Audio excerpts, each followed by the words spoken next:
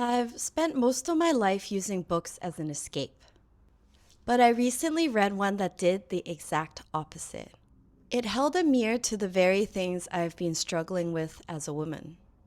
The book is called Breast and Eggs by Mieko Kawakami. And while it's technically about three women in Japan navigating their lives and their bodies, I realized halfway through that it was giving me this rare, uncomfortable feeling where I wasn't just reading a story anymore. I felt like the book was actually reading me back. I think I've spent my life looking at stories about womanhood like they were this map of a country I just hadn't visited yet. And I'd see all these rough spots marked out with the body changes, career pressures, and the biological deadlines that I have. And I tell myself that I'll probably just figure out these parts by the time I reach 30 years old. But being 30 has actually felt less like an arrival and more like being the only person left on a train platform after the last train has already pulled away. This story really hit a nerve for me because I wasn't just observing these characters, I was hearing my own internal monologue on the pages itself. Breast and Eggs is a two-part story spanning about a decade's time, and it follows a writer living in Tokyo whose older sister and niece travel from Osaka to visit her. The first half, it centered on this really short, tense visit where the sisters fixated on finding an affordable breast enhancement procedure. And the niece has actually completely stopped speaking entirely and only communicates through a notebook. Years later, and the latter half of the book, the story returns to the writer while she navigates her own career and starts to wonder if she wants to pursue motherhood on her own. As a librarian, I read a lot of stories and observe each character's arcs from a distance. But with this book, I felt like those boundaries just completely blurred for me. I feel like the author used these women in the story to show me exactly what I've been struggling with. When I read them, I saw three versions of my own anxieties and my growing pains throughout the years as a female. The three characters are the niece, the sister, and the main character, the writer. For the niece, she's at that age where her body's starting to change and she's terrified of it. So she's retreated into silence to try and just opt out of the entire process.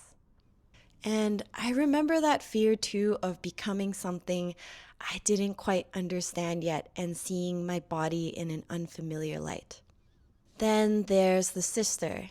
She's already a mother, so she's reached that particular settled milestone, but she's still navigating her own deep insecurities because she's fixated on her looks and feels like her value as a woman has a shelf life. This was another one of those moments where the book was reading me back. I've felt that same pressure, that fear of losing your visibility because we're in a world that tends to stop seeing women once they reach a certain age. And lastly, there's the writer. She's in her 30s, she's single, and she's thinking about her fertility. But her struggle isn't just about having a child. It's also about the weight of making a choice that society deems acceptable or more conventional for her age, now that she is in her 30s. From reading this story, the big realization for me is that it doesn't matter which one of these stages I'm in, the floor beneath my feet just never stops moving, and I'm just trying to figure out how to keep my balance. Reading this novel also took me all the way back to elementary school because I remember that specific dread of coming back to class after summer and seeing how much my girlfriends had physically matured while I just still looked exactly the same. And I couldn't understand why and if it would ever be my time to blossom. And that was a really challenging feeling to navigate. And when I reached my 20s, I really tried to stop that comparison and try to just appreciate my body for what it could do rather than what it looked like. But I constantly find myself slipping up and feeling down about myself. I think the book put words to that subtle, heavy pressure of just wondering if my face and my body are actually playing this silent role in the doors that open or close as I try to muddle my way through my life. And now, here I am in my 30s watching friends settle into long-term relationships and enter motherhood, and that old elementary school feeling is back.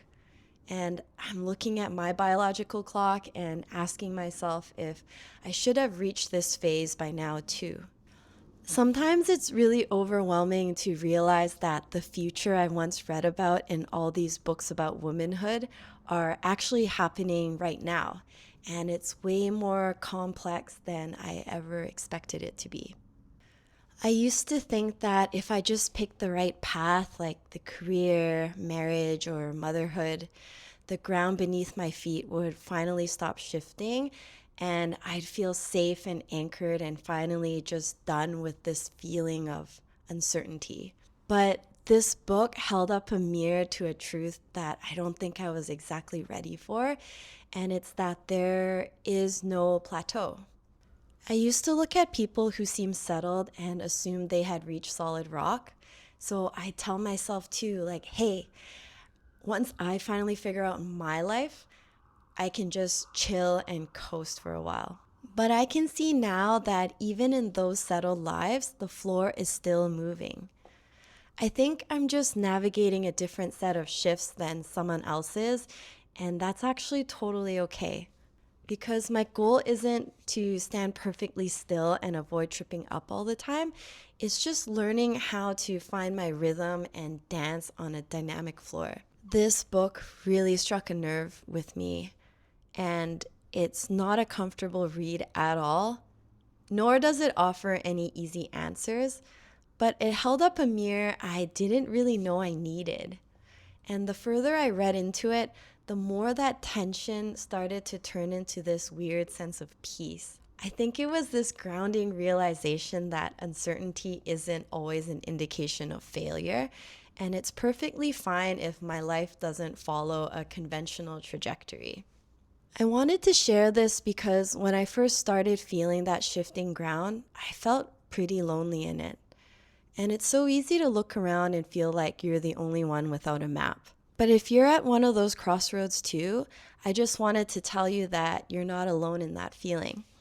We aren't all navigating the same shift, but we're all growing in our own capacities. So none of us are falling behind. We're just in our own process. Before you go, I'm curious if you feel like sharing, what's something you're just learning how to navigate in your own life right now? I'd love to hear your story in the comments. If this resonated with you, liking and subscribing really helps a small creator like me keep finding these sparks and connections to share with you. Thanks so much for being here, and I'll see you in the next chapter.